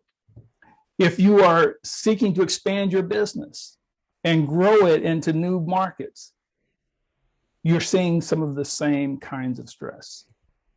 And I read about this and I hear about these stressors from people all the time. Have you ever personally wondered what it would be like to have balance in your life? Have you ever wondered how some people seem to have balance while other people struggle with it? Well, today, we're going to dive a little bit deeper into why people struggle with this topic so much and your pathway to living a balanced life. So what are people saying right now about life balance? Here's one quote. And this is from a 42-year-old senior vice president and mother of two. She's saying, my job caused me to cancel dates with friends, work late, miss my kids' activities, not be able to work out, not schedule doctor's appointments. Wow. Success on one end, but stress and challenges on another. Here's another. And it reads, about 70% of employees attribute their work-life balance challenges to personal perfectionism, company culture, and burnout. Here's another. Work-life balance is an important aspect of healthy work environment. Maintaining work-life balance helps reduce stress and help prevent burnout in the workplace. Stress, chronic stress, is one of the most common issues in the workplace. And here's a final one. Some of the common reasons that lead to poor work-life balance includes increased responsibilities, working longer hours, increased responsibilities at home, and having children. It's like, okay, sure, yeah, all these things do tend to create change in your life, but they don't necessarily have to create poor work-life balance. But what people are saying here is that it does. And if they are saying it, it's real. So the 42-year-old senior vice president, mother of two, those issues are real for her. Work-life balance, in summary, based on everything I've seen so far, if you're seeking work-life balance and you're not getting it, it leads to stress. I'd like to share with you a little bit about me and my journey and how I got onto this subject, how I resolved it, and what steps you can take. Is that okay?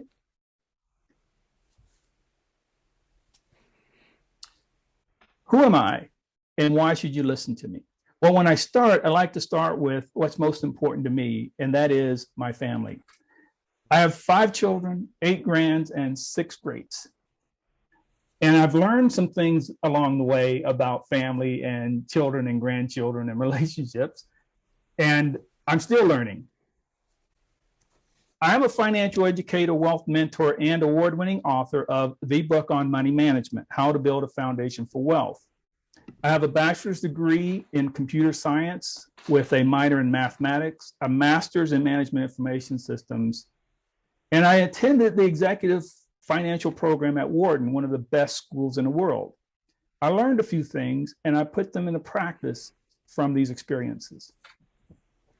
I worked at the Boeing Company for 37 and a half years as an information technology leader. I started out technical, moved to managerial positions, and then to executive positions at the Boeing Company with over 500 employees and global responsibility with multi-million-dollar budget. Hey, Brian, someone is typing. Can you mute all the lines, please? Sorry, that was me. Okay, thank you. And over those 37 and a half years, I've had the opportunity to work with people from around the world with various different levels of experience. And it taught me a lot about implementing technology in business and other things relative to how companies manage their money, and from small to large companies. Over the last 25 years, I've had and managed a real estate portfolio, a stock investing portfolio, and they are both doing extremely well. The stock portfolio last year did 39% growth. This year, I'm on track right now with about 30% growth. And the real estate portfolio, the timing is just great. I also have founded multiple businesses over the last 25 years. Most recently, Money Smart Education was formed as a vehicle to get this message out that I have about how money works and how to live a balanced life. I'll share a little bit more about my story, because while on one hand, I've had some really good learning and good experiences, but where I started will amaze you. I was born in a farmhouse in Greensboro, Alabama. Population of the city, about 2,000 people. I was born on my grandparents' farm. My grandparents were farmers. They raised 17 children in a 3-room house with no running water, no electricity. I was born in this house. That's where I started. I didn't start out being wealthy. I didn't start out with a balanced life. I started out in a way that most people don't start today. Over the years, though, I learned from my parents to get a good education, get a good job, and do better than they did in their generation. And that was my charge. I took it and I did it.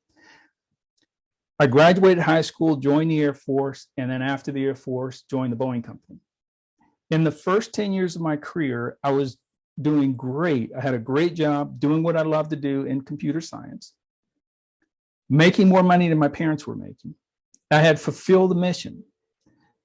However, what I found near the end of the 10 years is I was deep in debt, living paycheck to paycheck, working a part-time job, having financial issues that I'd never seen before, having deep discussions with my wife. We're both spenders, and we were creating this financial mess of debt and expenses.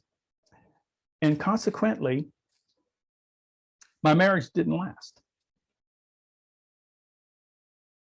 I figured out some solutions, and through working with people and learning after this initial experience, I began to study how money works and began to learn how to be a better steward. Later, what I discovered is, in my journey, I began to discover that things about money I hadn't even thought about before, things about life I hadn't thought about before. And I discovered, one, that the number 2 reason for divorce is what? Troubles with finances. The number 2 reason. And about 50% of divorces, of marriages in the US, end in divorce. And here's the number 2 reason. It certainly did cause a significant challenge in my life and led to divorce. The second thing that I learned in this story, in this journey along the way, as I began to come out of it, is that my story of being in debt, living paycheck to paycheck, is a story of 80% of Americans. I did some research on the US wealth distribution, not income, but wealth distribution. And it told me that 20% of the people in the US have 87% of the wealth, while 80% of the people have just 13% of the wealth. And that is a significant wealth gap. There is something that the 20% know and do that the 80% don't know and do. And I just began to think about, okay, I wonder, if you look at the 20%, how well they're doing in their relationships versus the 80%. And I began to look at it from a life perspective, a money perspective, and a behavioral perspective. At that point, I began to read the books, talk to people who were successful with money and relationships, and learn how they did it. And for me, it was a time to reset. And I began my reset by envisioning a different future and planning for that future.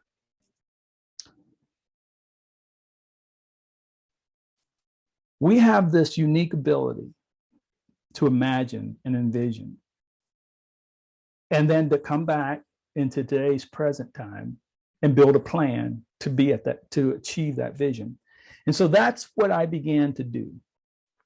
And as I got into this work-life balance thing, I began to look at it a little bit closer.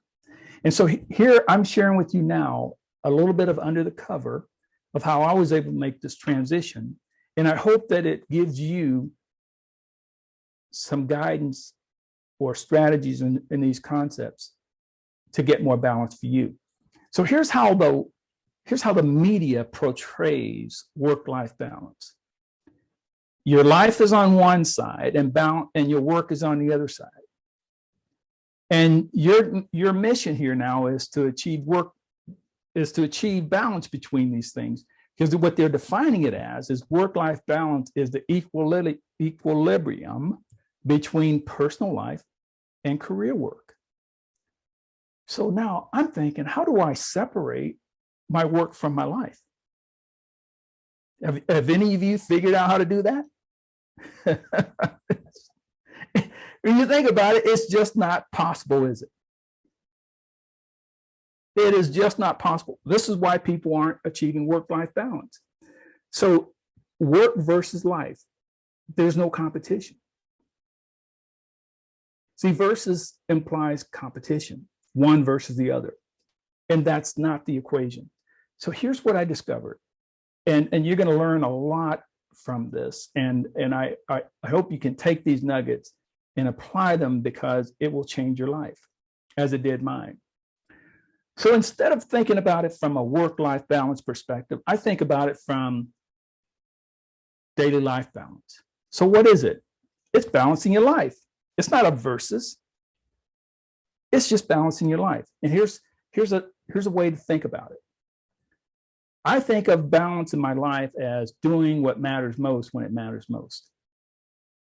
Doing what matters most when it matters most. See, an imbalance comes because you either didn't show up somewhere you were supposed to, or you didn't do something you were supposed to, or somebody didn't do something they were supposed to do it.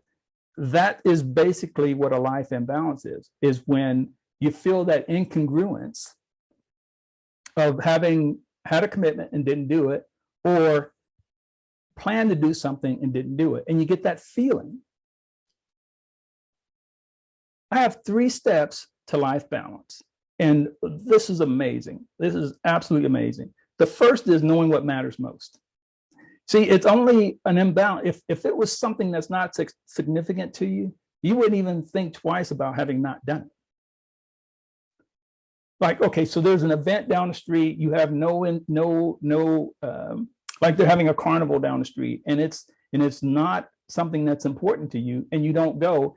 The next day, you aren't going to be sitting there saying, well, I wish I'd gone to that, right? Unless somebody brings up something significant. But in general, you wouldn't.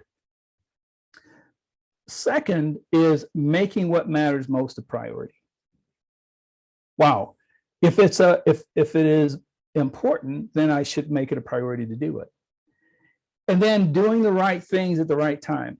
Here's a great example. Let's say you have children who play sports and you tell them you're going to be at their games and you don't show up and you don't call. And then they're feeling a certain way about it and you're feeling a certain way about it, and you got incongruence. That's an imbalance. And these sort of things happen all the time. Sometimes people just overlook them, but after a while they just stack up and they start to feel like imbalance. So how do you know what matters most? And this is where the rubber hits the road. So the definition is life balance is doing what matters most when you need to do it. Timing is really important in life balance. So telling your child you're going to be at the basketball game on Wednesday at 7 and not showing up until 9 is an imbalance. Over the years, I created some focus to help me with this. Early on, I didn't understand it. And so I knew that I was in charge of my life, but I didn't really understand to what extent. And what I later discovered is that really I am a CEO. I'm the CEO of my life. There's nobody else that can be in charge of my life. Now, sometimes you have these legal guardians and that sort of thing, but they are guardians over, they're not in charge.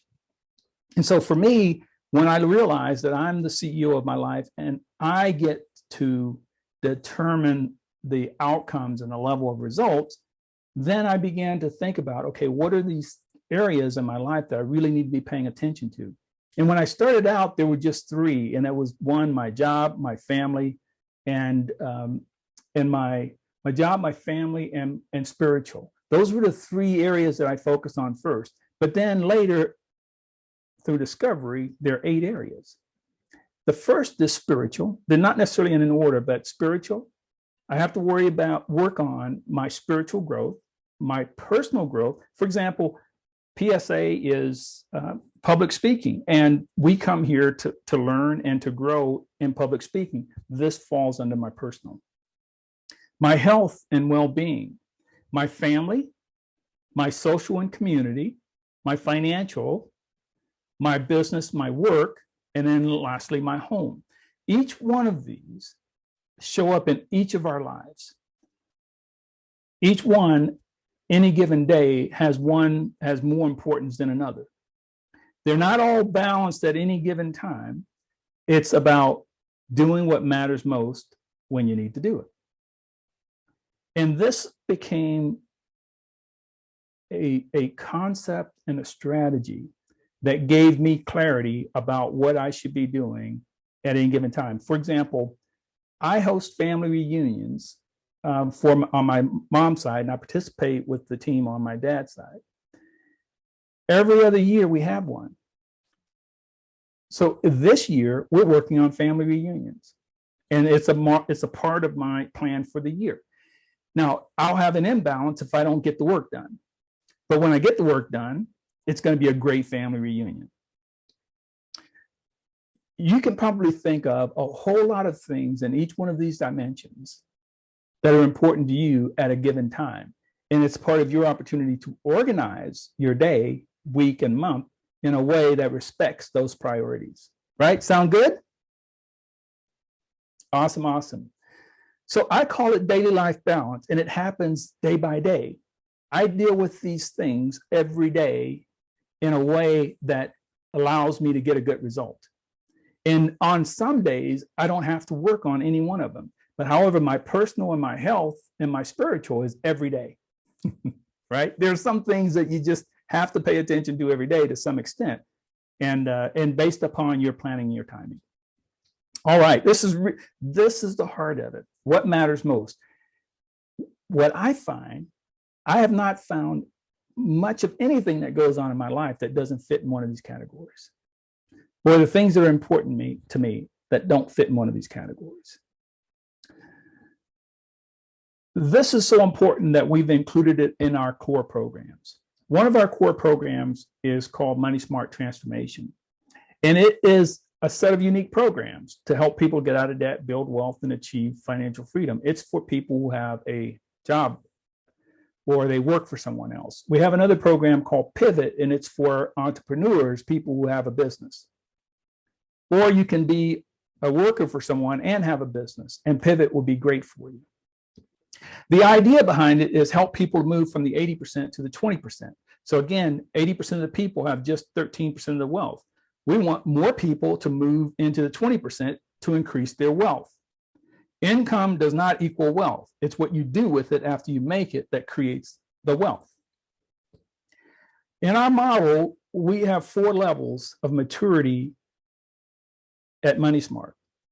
And the first 2 levels are what we call transactional. The second level, 2 levels, are transformational.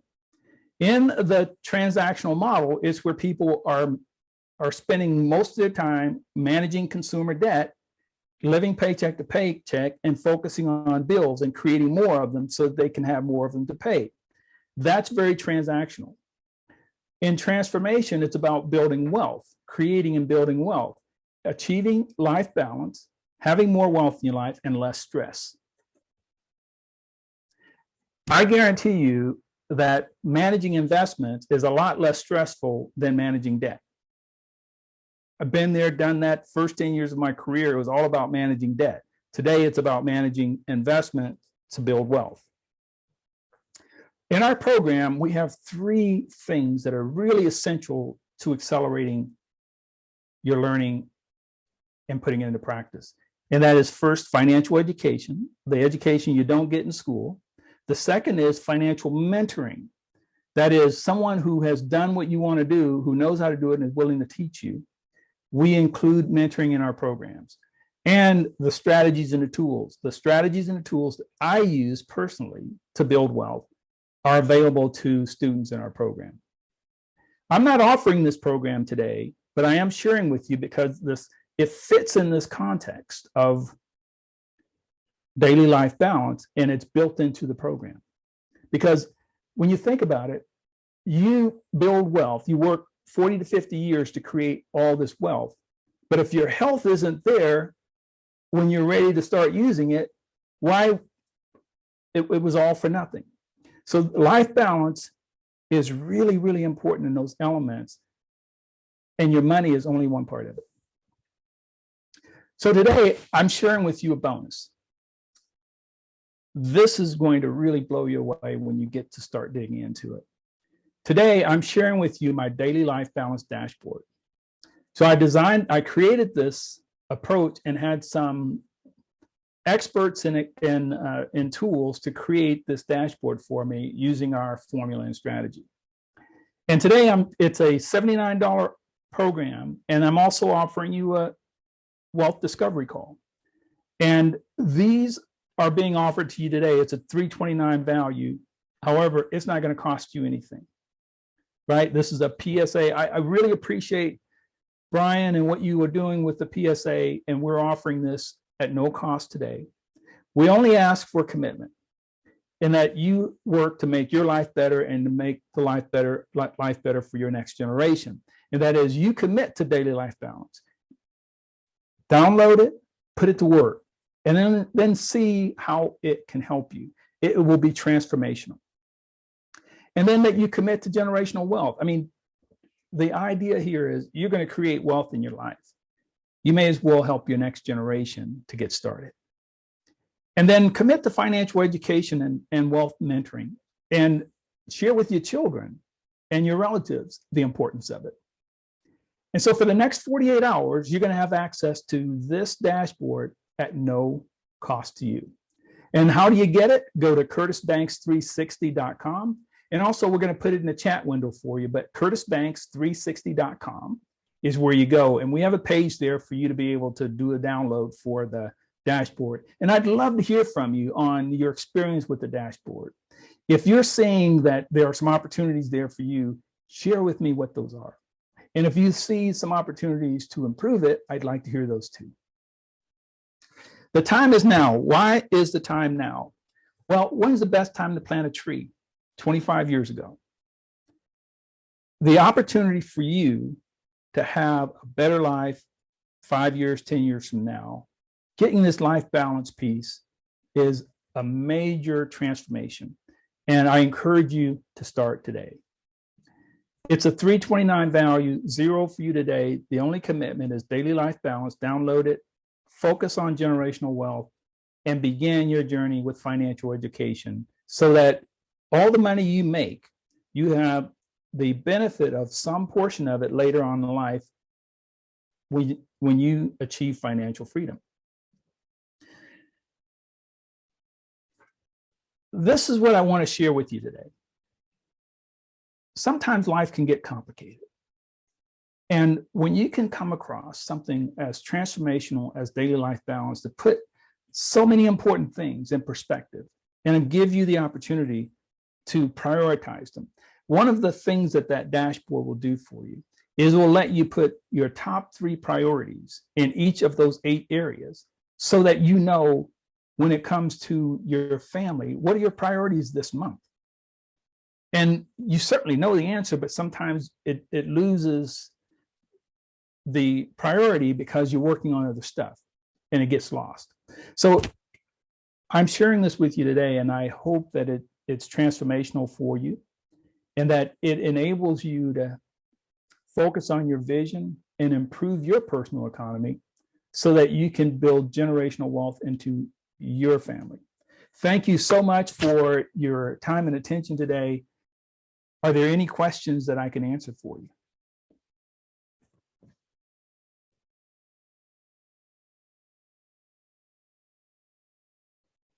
All right, Brian, you have the ball back. All right. Thanks, Curtis. And thanks, Lila and Jackie and Barbara, our other speakers. And I wanted to announce that our next Public Speakers Association Virtual Summit will be November 11th. So until next week, November 11th, take care. And thanks for being here. Bye-bye.